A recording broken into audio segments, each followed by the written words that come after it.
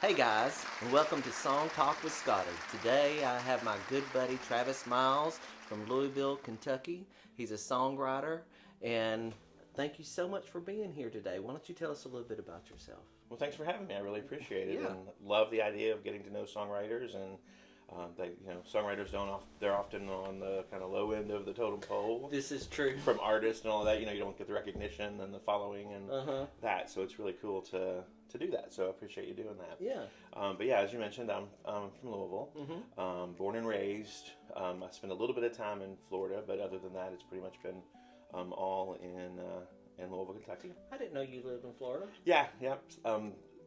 Seventh, eighth, and ninth grade, or something okay. like that. Yeah, I lived in Tampa then. Yeah. And then moved back up to Kentucky. Yeah. Okay, well, cool. Yeah, so I've lived in Louisville pretty much my whole life. Yeah. So what got you into songwriting to start with? Do you remember when you decided, hey, I want to be a songwriter? yeah, so I've been a writer at least pretty much even as a child, just Yeah. writing stories and that sort of thing. And I even write. I've written plays and. Really? Screenplays and that sort of thing. So just really have always loved writing, Yeah. no matter what. And of course, I've written poetry and all of that sort of thing. I initially never considered myself a songwriter because, I don't know anything about music. I've never taken a music class. Mm-hmm. I don't play any instruments. That's crazy. It's crazy, yeah. sometimes I might hear a melody or something in my head, but Yeah. I could never translate it into music or anything. Yeah. So I never considered songwriting at all, just because of that. But then maybe 10 years ago by now, I met an artist. I was out through a friend listening to her perform. Yeah. And she's amazing. Jenny Madison is her name. Okay. And she just kind of a folky Americana singer-songwriter sort of feel. Yeah. And so I was out listening to her and just immediately fell in love with all her music. And this was back when CDs were big. Yeah. I still play CDs. And literally went to the first show I went to hers. I bought up every CD that she had. Yeah. All the different I think she had 3 or 4. I bought them all up and listened to them nonstop. Her music really spoke to me.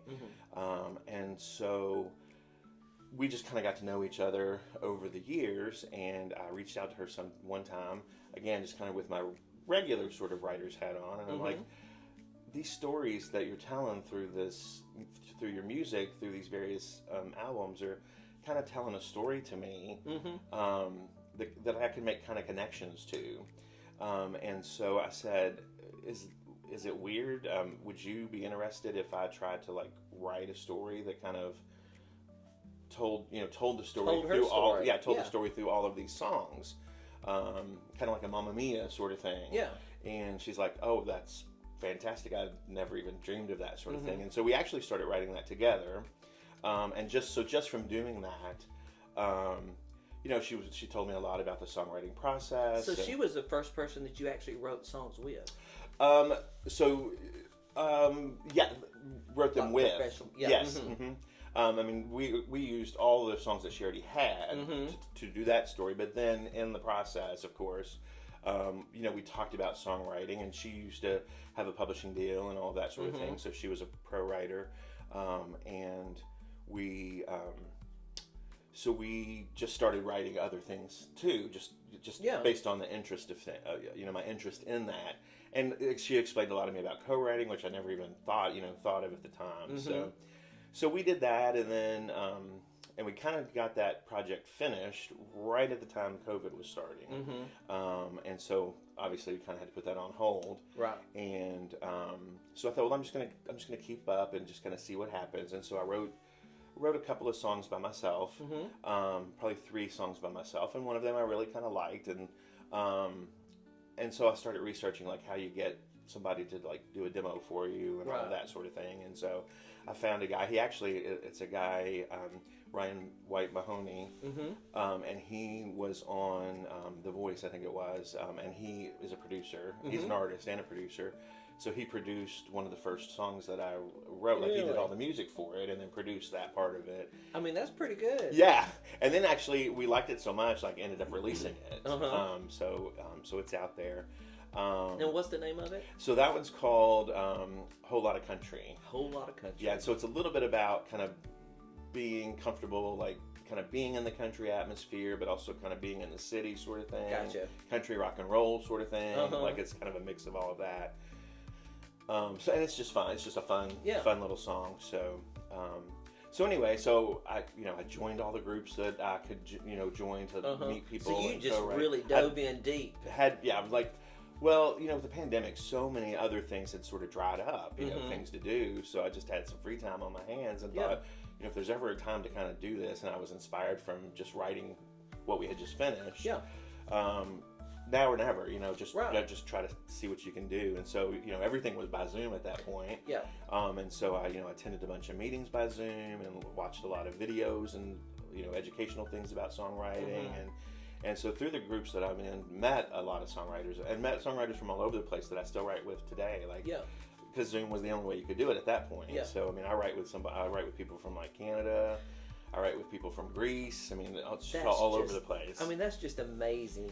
And it's a really different experience, I think, than a lot of people do. Because, a lot of people, songwriting, I think, it's so much emotion, kind of atmosphere driven, co-writing especially, that, being in that room together really makes a difference. Yes.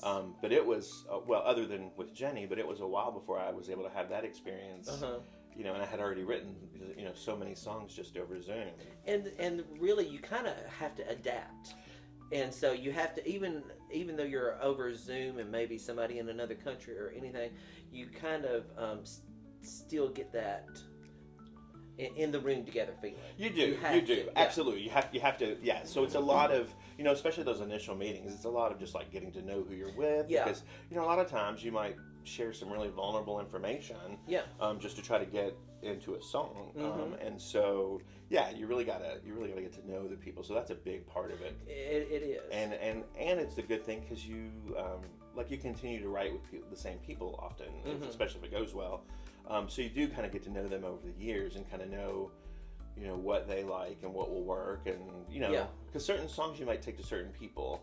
Yes. Like there might be a song that I might be, Scotty, I feel like he might be able to write something like that, where somebody else it wouldn't make sense to take that to him. And that's a little bit of a learning process too, because I've come across that too.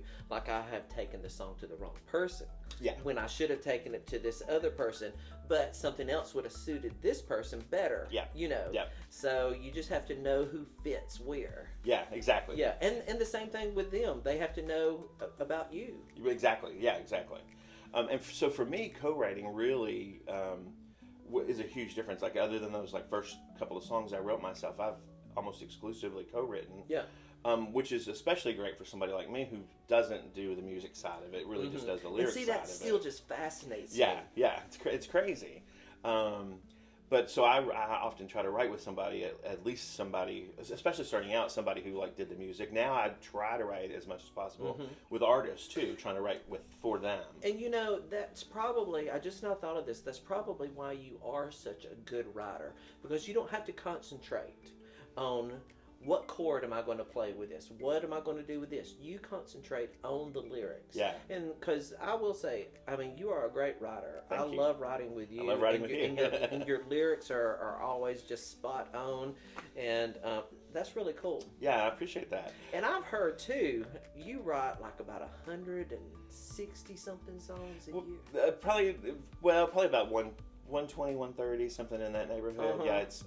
for the past couple of years at least. Yeah. So yeah, I normally I probably have 2 to 3 writing sessions a week, and it's not my full-time job. I have a full-time job too, but but anyway, but I just really love it so much. I just pour a lot into it. I just really get a lot out of doing that. So it's really cool, hearing your story this way, because really you kind of used your screenwriting and the short story as your building blocks almost to get to the songwriting. Yeah, I think so. Yeah, because it is a lot of obviously it's storytelling, and it's a lot of dialogue. It's a lot of lyric words sort of based. So that definitely I think is help, and also you really have to be descriptive and really think about the words that you're saying. Yeah. So yeah, no, I think that's probably true. Actually, I never thought about that. Yeah, I think that's kind of cool. Yeah, that is pretty true. So, okay, so you live in Louisville. Yep. So what made you decide to start coming to Nashville? Well, and they always say, and I think it's true to a certain degree, you don't have to live in Nashville or one of the big music towns in order Yep. to write songs, especially with Zoom and all Other that people now. wite songs other than Nashville. Absolutely. All over the world. and get great success from doing Yes. that. Absolutely. But, I just like, again, once I got the feel of actually being in the room, Mm-hmm. there is a little bit of difference. You can make it work on Zoom Yeah. wonderfully, Mm-hmm. but there is a little bit of a difference actually just being in the same room. I like the one-on-one. Yeah, Yeah. yeah. Mm-hmm. And also just being around music. I come as much to write with Mm-hmm. people as I do to go hear people play out, Yeah. whether it's people I write with or new people I've never heard of. And Yeah. and I'm one. I guess I'm thick-skinned because Mm-hmm. I don't care. Like if I hear somebody in a writer's round, I'll walk up to them and say, "Hey, I really love your music. It really touched me. Yes. If you're ever looking for somebody to co-write, you don't know me from Adam, but Yeah. but I would write with you, and I'll send you some stuff. Yeah. And they may never respond or. But for you to go up to somebody after they've performed or whatever, I mean, that's just that probably means a lot to them. Just knowing that you appreciate what they're doing. And the music speaks to somebody. I mean, that's what Yeah. everybody wants, obviously. No matter what kind of song you're writing, happy, sad, funny. Yeah. You want your song and your words and your music to really touch people. Yeah. So. And the thing is too that they probably did the same thing when they were starting out. They probably went to a thing, listened to the people. Hey, here's my card. Yep. If you ever want to write. So I mean, everybody does that. Absolutely, and it's all about connections. Yes. Like we said, it's all about getting to know the people and being comfortable with who you're writing with and that sort of thing. And you can't make connections if you don't make that first move. You and, got and to get out say, there. "This is me." And see, and for me, I'm very much an introvert. Yeah. And a little bit goes a long ways with me. And so I really have to get out of my comfort zone and make the effort to do that. Yeah, I mean, you do. Yeah, you have to. You kind of have to force yourself to do that because it really, I mean, you could write great songs by yourself for sure. I mean, again, people do that all day long. But there's just something different, I think, about the co-writing experience. It's just kind of magic when it all comes together. It is. I mean, when I started out, I was very nervous about co-writing. Mhm. It just scared me. Yeah, I don't know why, but it just scared me. But now I just love it. Yeah, and it is. It can be a scary process, especially the first time you're in the room with some brand new people. Yeah. Because you are, it's almost like dating. You kind of get to know the people and see how you mesh and what you bring and what they bring and does it work together. Yeah. And it doesn't always work, for sure. Like I've had co-writes where it just did not work. Yeah. And you get through the song the best you can and you just politely move on, Yeah. And it could be a million different things that happen. Sometimes you just have. I've had a write before where we didn't even finish the write. We just had the person brought the idea and just had a really different vision of the song than I did. Yeah. And that's fine. I mean, it's going to be a great song no matter what. Yeah. But you just have a difference of opinion, and that's okay. Yeah. And I think too, in co-writing, you can't go in with, okay, this is what it's going to be. Absolutely. You have to go in with an open mind because everybody's going to have ideas, and their ideas may be better than the ones that you brought. Absolutely, and I write with a lot of people who are really good at that. Like Brad McKinney, for instance, is somebody that I write with. He's from Kentucky as well, but he's kind of back and forth between here and Nashville now. And I'll come in with an idea, and I'll have a little bit of it planned out, and this doesn't happen all the time, but he might be like, well, but have you thought of it this way? And he'll totally turn it on its side. And that's the thing about it. You didn't think about it that way. Exactly. And you wouldn't have. Absolutely. Never would have thought about it that way. And he just turns it on its side and you just increase this song exponentially. It's so much better because it's not what people think. You want to also have a little bit of mystery and a little bit of guessing and where people think you're going to go with it. That's always such a good thing if you can pull that off. And a little twist at the end. Exactly. I like a little twist at the end. It's going to set you apart. It's going to set your song apart and set you apart from, what people are just expecting. Yeah. So there are several people that I write with that are so good at that. It's not my thing. Sometimes it might happen, but like a certain play on words or something like that you can get, but. It's so, I have literally come into a write before with, let's say, a hook or something, and I think it's this slow breakup ballad, and they'll turn it on its head, and it's this mid-tempo, Yeah. not happy song, but just something really different from what I had in mind. Yeah. And it's a better song for it. That's the one thing, you can't let yourself get in the way of Yeah. writing. You can't come in anywhere with an ego. I don't care who you are. Yeah. You got to. I remember that happened to us one time here. We were working on a song. I think it was called Three Chords and the Truth. Yes. And we were trying several different things, and then I was like, well, what about a Southern rock feel? Yeah. And then when I finished, you're like, I never thought about that. Absolutely.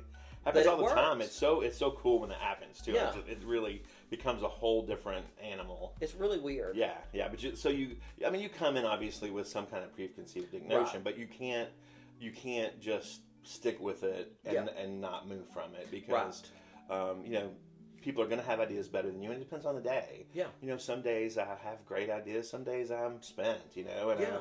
and I love doing it, but it might not be my day to be that super Right. on point person, but somebody else in the room might be. So you really just kind of have to be willing to let go of things. And that's a hard thing. Like if you come in and it's your idea and your baby, and you think you've got it all figured out, and somebody comes in with or a line, you think, oh, this line's got to be in the song, See, and it's not in the song. That's hard to do. when I very first started writing and co-writing with people, there was one line in the song.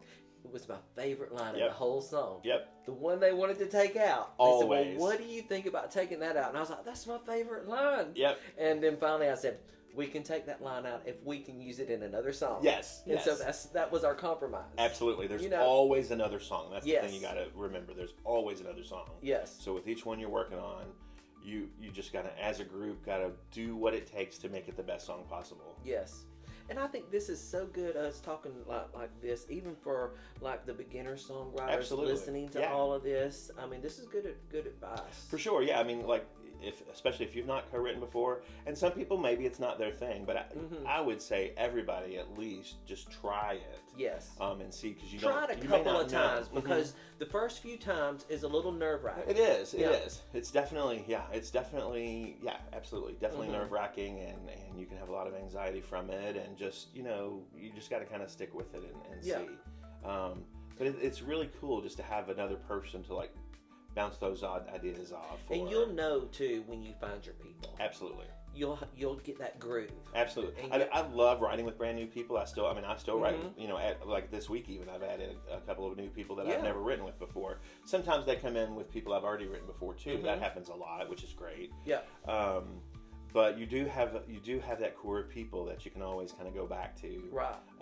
And you just kind of, again, it's like family or It friends or whatever. You just kind of know what you're going to expect. Yeah. And you get to the point where, and I think this is really important in co-writing, you need to be so comfortable where you can just say whatever. Yeah, can't be afraid to say it. You can't be afraid to say it, and what are people going to think if I say that? Say it. Yeah. Because it may be the line. Absolutely. And I can guarantee you, everybody could say this at one point or another, I can write a horrible song with the best of people. Oh, I can. I mean, I have written some songs and I'll go back and think, what was I thinking, about that? So anybody's capable of writing a horrible song.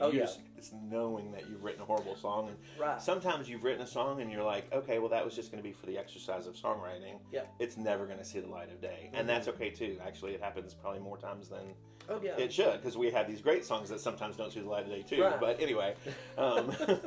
Okay, so you write with a lot of people. So how would you describe your music? Are you just kind of all over the place? I'm kind of all over the place.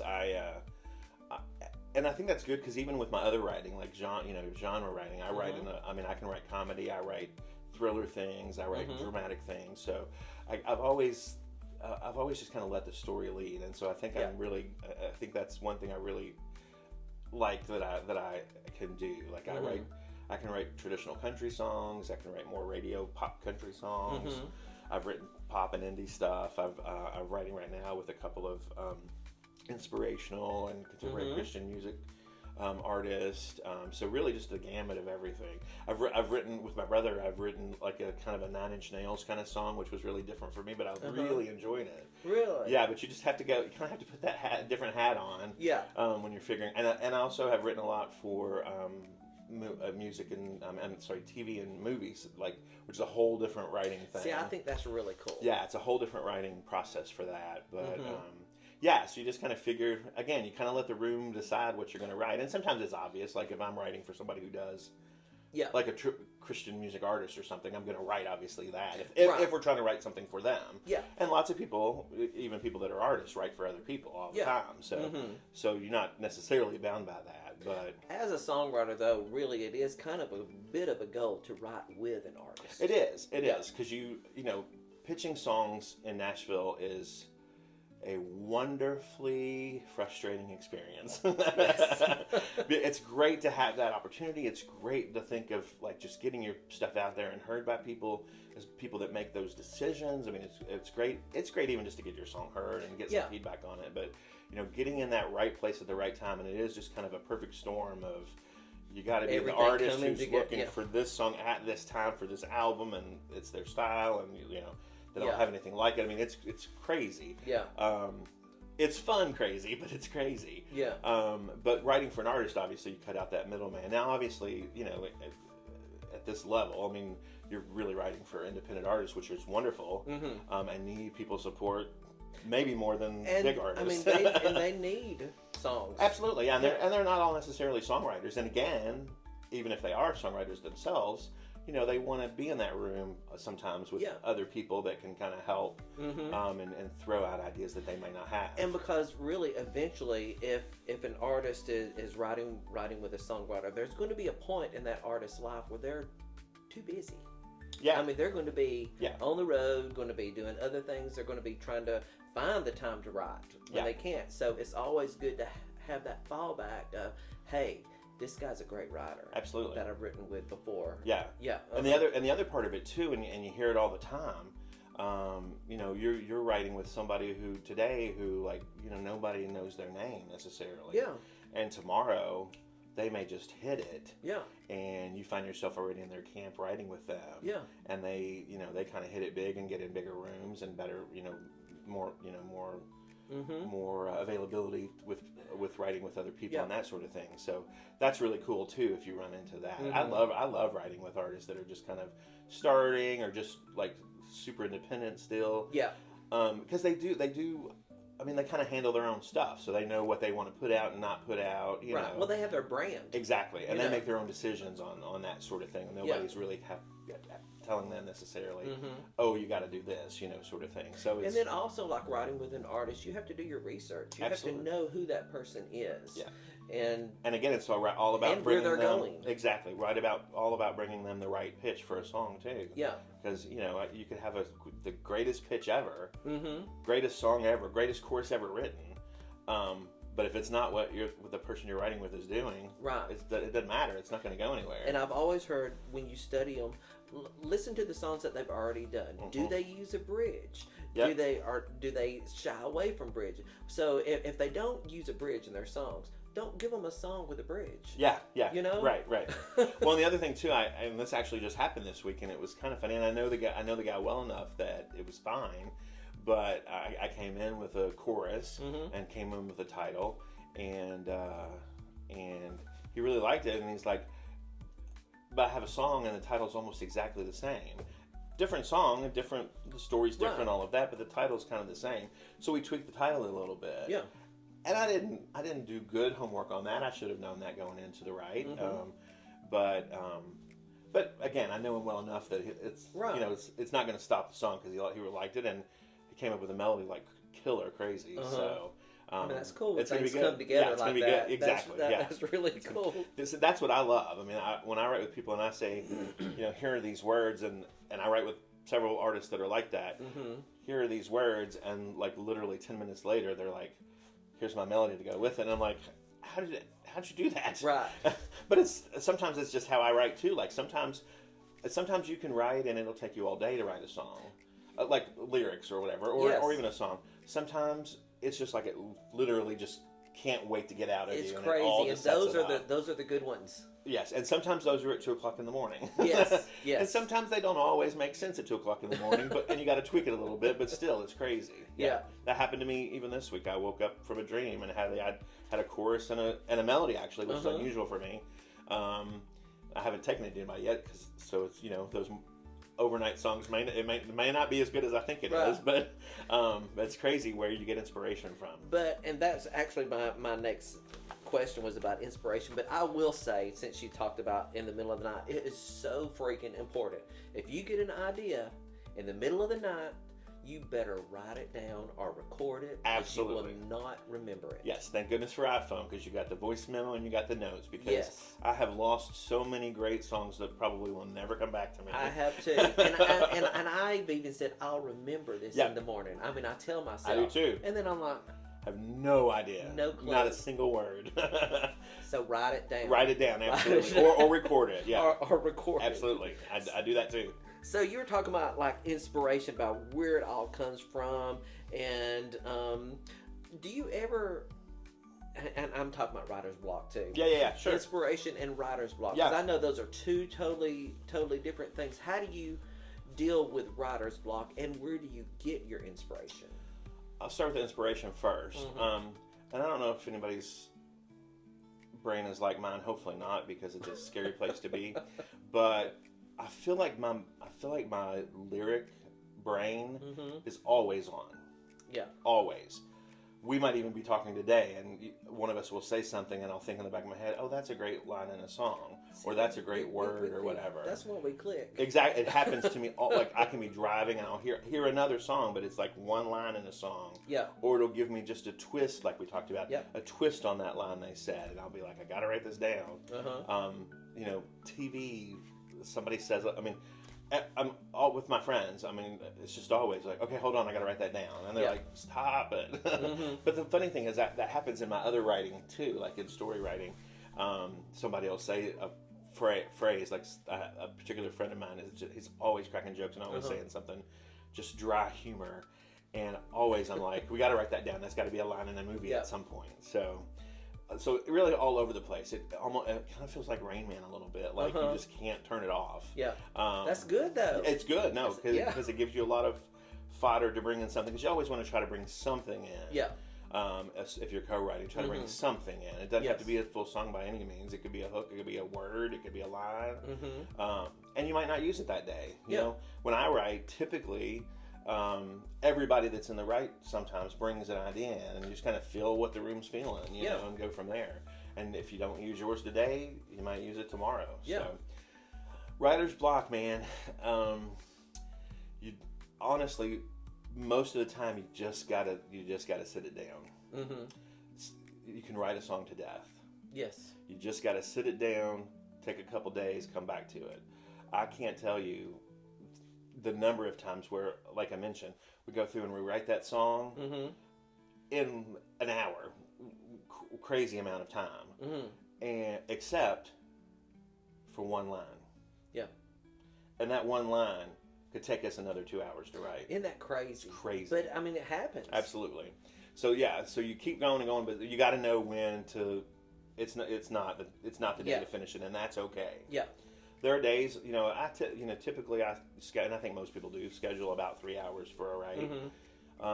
Sometimes it takes longer, sometimes it doesn't take that, but that's a long time to be thinking about one particular thing, you know? And it is crazy how it does wear you out. You wouldn't think of writing as wearing you out, but it wears your mind out. It does. You really use and you that have brain. to recharge. Yes. It is crazy. But no, there have been times where you have to come back that second time, and it might not be another 3 hours, of course, but you come back to that song and you're kind of refreshed, and you might, chances are you're going to make the song better anyway, because you're going to go back and look at probably everything. Everything different. Exactly, and different, that's right, yeah, and you'll be like, oh, I don't know what I was thinking about this line, or this needs to go there. It's kind of funny when you get a song done and you think it's just amazing, and then you come back later and you're like, what? Yes. The craziest thing too is I'll have written a song and I'll go back through, like I do everything on Google Docs or whatever, because everybody can kind of get into the document at the same time, and I'll go back through and I'm like, I don't recall writing this song at all. I'm like, I don't even know when this happened. Yeah. I was going through my songs this morning, and I've come across several songs that I forgot that I wrote. Yeah. And I was practicing on them this morning before you got here and everything. And I was Yeah. like, I cannot believe I forgot about this song. Yeah. Well, I think I played a song for you recently, and I was like, it's been so long since I've heard this song. I kind of forgot I had it. Yeah. Yeah. And it's a great song. It needs to be pitched, but it's hard not to just move on to the next song. Right. Especially if you've pitched a song around for a bit and it hasn't gotten a lot of traction or anything, and you're just like, you move on to the next song, and it is. I mean, especially if you write a ton of music. Yeah. It's hard to try to And you get write all a those ton. pitched. Now, is there a particular song that sticks out to you, one that you like the most, or you have an emotional connection to, or it's just something fun? For sure. There's one I have an emotional connection to, and I love it. And everybody that hears it just loves it, and they're like, I can't believe nobody's taken it yet. It's a ballad, and ballads are hard to pitch. I love ballads. I love ballads, but they're hard to pitch because oftentimes artists want to, it's so story driven. Artists want to put their own story in it. But I think it's kind of a universal message, honestly. In the one that I had, it's called "Still Guitar." I wrote it with Carlin Mays, and it's going to be hard to knock that off of being my favorite song. And it actually was one of those 2 o'clock songs. Really? It was morning song. It came to me, and I wrote it down. Wrote it down. In fact, I like it so much, I got a tattoo of the last line. Really? That's why I got that, because I just love that song so much. So maybe somebody will hear it sometime, and it'll speak to them too. I want to hear it. Okay. But yeah, they do a little bit. They do kind of become your babies, and you kind of protect them a little bit, and But it is so funny how you might forget about a song that you've written, and you go back and hear it, and you're like, oh man, I kind of forgot how much I love that song. You'll never forget that one. No, yeah, absolutely, absolutely. So we'll see. Knock on wood, it'll get where it's supposed to be. It's supposed to be when it gets there. It gets there. About the part of the writing that you like the best. Do you like coming up with the ideas, or do you like the rewriting part? What do you like the best? I guess the idea. The idea probably is one of the top things. I'm big, and the reason I write for a lot of different things, but I love writing country music because it's so story driven, and because it's so oftentimes, not always, but it's very like wordplay driven, and tongue in cheek sort of kind of driven, and I love words anyway, and just. Making something different out of what the word you think should be or whatever. Right. Love doing that. So if you can come across that, and again, sometimes it goes beyond that, and somebody turns that even on their head than what I thought. But and that's really a good thing too for beginners. Just because this word means this, try to find something. It says the same thing, but in a different way. Something that nobody's heard of or thought of before. A little twist. Yep. So I have a song that I've written, and the title is Weatherman. And so you think, there's what that song's going to be about. It's going to be about a weatherman. And we pulled weather in a lot. Like we leaned in on that just to kind of get people going. But then the setup and the hook is it's actually a breakup song. And it's God, I put myself on the spot now. I'm not going to remember what the words are. I don't think this is a storm that I can weather, man. Oh. He's the guy talking to his buddy, and he's like, I don't think this is a storm I can weather, man. Yeah. Yep. So anyway, I love doing stuff like that. Yeah. I heard a song recently. I think it was last night. It was a girl singing a song, "Just Make Him Wonder," woman. Yep. And the song's called Wonder Woman. Yes, I thought that's what made me think of my Weatherman song when she did that. I thought of that immediately. Yeah. But yeah, I love doing stuff like that where you just kind of think what you think what it's going to be, right? And then it just kind of turns on its head a little bit. It's my favorite thing, and country music does that a lot, I think. Yeah. And I love that, and I just love the part of like just trying to tell. A story in a new way that's not been done before. Yes. Because there are a million breakup songs. There are a million fantastic breakup songs. But if you can figure out a way to tell a breakup song in a way that's not been done before, right? it's really going to set you apart. And it's not an easy job to do, for sure, because again, there are millions of breakup songs. Right. But there's always a different way. There's always a new. And that's been proven, because music is just out there forever. Absolutely. And there's like you say, a million breakup songs, but they're all different. Absolutely. Yeah. Yeah. And something might touch somebody that it doesn't touch the other one, Yeah. But the other thing too about, you mentioned, don't be afraid to say something in the right. yes. Even if you think it might be stupid, and I've done it a million times. Some of my best stuff has come from stupid things. Absolutely. Yeah. Because you don't know what's going to trigger somebody else, and Yes. and I'll say this line that's really stupid, and I'll be like, I know this line is not what we're looking for, but I'm going to say it anyway. And then somebody will be like, oh, but what about this? And then you got it. You got the line, and it's crazy. Yeah. But had you not said that, you may never have gotten there. Yeah. So, what is some advice that you would give to beginner songwriters? Okay. So I know there's a lot of stuff. There's a lot of stuff but out there, would and I think a lot of it we've touched on a little bit. I think you just the big thing is you the big things are, you can't be scared of it.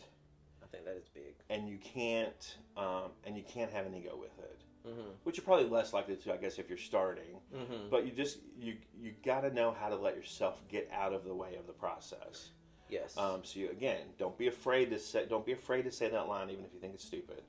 Don't be afraid to go up to that person who you really loved and say, "Loved your music. It really touched me. I'm a writer too. I'm just starting out. If ever you're looking for a writer like me, here's my information." And 9 times out of 10, you're not going to hear back. Yeah. But that one time, you never know who that person's going to be. Yeah. That person can blow up the next day, and there you are. Yeah. That's really good advice. You have to get yourself out there. You have to put yourself out there. And you have to make relationships. A lot of writers too, I believe. Like I said, I'm a little bit of an introvert. I like my alone time. I think a lot of writers are like that. You're very introspective, I think. Yeah. And there are definitely times when I'm like that too. Like I like to call myself either like an extroverted introvert or an introverted extrovert. I kind of do that. Yeah. Yeah, because I can kind of play both fields, I guess, depending on the time. But there are definitely times where I'm like, I've had enough people today. I just need to sit with myself and think on this. And that's great. That's therapeutic. You need that. Obviously, you gotta definitely do that. But you gotta, at the same time, you just gotta put yourself out there. You do, and you're gonna feel stupid, and you're gonna sound stupid sometimes, and you're gonna think you're an imposter. I have imposter syndrome like nobody's business. Again, I've only really been in it since the pandemic started. I dealt with that too. Absolutely. Like I would be at a writer's round and I'll be playing. I'll be like, why am I up here? With these people. Yeah. Some of the groups that I get in, I'm like, how am I here? Yeah. How am I writing with this artist? They're gonna know I don't know a thing about songwriting. But I think I think other people see things in us that we don't. Absolutely. Because the thing is, we wouldn't be in those places with those people. Yeah. If they didn't see something. Absolutely. That we don't. Yeah. You're not just gonna get invited to a room just to be invited to a room. That's not gonna happen. Right. You got to earn your way in there, obviously. Yeah. Even if it's friends, especially if they're writing with an artist or something. Yeah. They're not going to just bring you in and put their reputation on the line by somebody who doesn't know what they're doing, right. Or doesn't know how to act in a song right, or that sort of thing. So yeah, I think those are the big things. Just it's a great thing to do. It's creative. It's therapeutic. It's just a lot of fun. Yeah. But you just gotta go for it. Yeah. Well, why don't you tell everybody, because we're fixing to wrap up here in just a minute, tell everybody where they can find your music, if they want to get in touch with you to co-write. Yeah.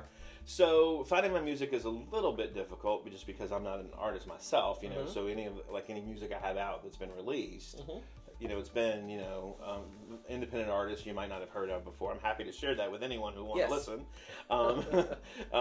So if you want, I can send you a Spotify playlist of what songs I've had released by artists. But yeah, you can just look me up on Facebook, Instagram. Just look for Travis Myles. building a website, but I'm not a website builder, so it's taking me a long time. But anyway, I can probably help you out. I got some connections with that. Okay. Okay. So, Facebook, Instagram. So Travis Myles, Facebook, Instagram. Yeah. Okay. Yeah, for now. And I'll as a writer, obviously have if you're not with a publisher, you can do self-publishing, and so I do that too. So you can also, and the publishing that I use is called 89 Pearls Publishing. So you can also reach me 89pearlspublishing@gmail.com if you want an email. Okay. Yeah. Well, that's great. Well, listen, I really appreciate you being Thanks. here. I really and doing appreciate this, it. and this has been fun, and I've learned stuff. Well, great. I've learned stuff too. There you go. Hey, thank y'all for being here, and don't forget to like, share, and subscribe. See y'all next time. Bye. Still to a track, still have to hear me sing. It's one of those, if you're a songwriter at all, it probably happens to you sometimes that lyrics come to you at 3 o'clock in the morning, or at least at the most inopportune time available. And that's where this one came from. It came about 3 o'clock in the morning, and I had to get up and at least jot it down because I knew I would not remember it. So at least the chorus part of it did. It's probably one of my favorite songs that I have co-written. In fact, it's the reason from the tattoo that I have. And it's called Still Guitar. Oh, wait. I'm starting the wrong song. Here we go.